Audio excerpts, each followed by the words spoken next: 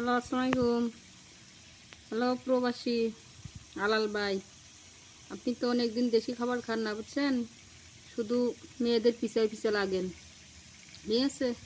শুধু মেয়েদের পিছে লাগে বিভিন্ন ধরনের কথাবার্তা বলেন, ঠিক আছে? তো আপনি দেশি খাবার খান না, তো আপনার জন্য এই যে আমি এই মুহূর্তে গরুর মাংস বসাইছি, ঠিক আছে? আপনাকে দাওয়াত করে খাওয়াবো, তাই যাতে আপনার দেশি খাবারটা খেয়ে মাথাটা ঠান্ডা থাকে, ঠিক আছে? তো আমি এই গরুর মাংসটা দেখাচ্ছি এখন। এই যে হালালুদ্দি ভাই, এটা আপনার জন্য একবারে কালো বুনা করা আছে গরুর মাংস, দেখছেন? এই মাংসটা খাইলে আপনার মাথা খুব ঠান্ডা হবে, ঠিক আছে? দেখেন, একদম কালো বুনা। আলাউদ্দিন ভাই, দেখেছেন তো আপনার জন্য কত সুন্দর করে মশলাপাতিতে ঝাল বেশি করে দিয়ে, ঠিক আছে?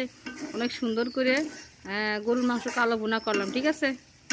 তো আপনার দাঁত এটা আপনারা খাওয়াবো, তাই ঠিক আছে? আপনার জন্য এখন ডেলিভারিতে পাঠাবো, ঠিক আছে?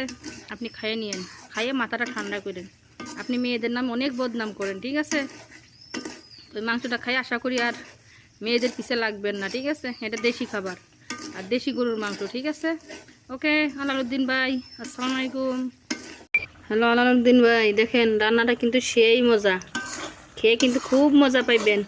একদম মাথা ঠান্ডা হয়ে যাবে, ঠিক আছে? আর মাথা গরম থাকবে না। যখনই আপনার ইউটিউব টিকটকে ঢুকি তখন শুধু আপনার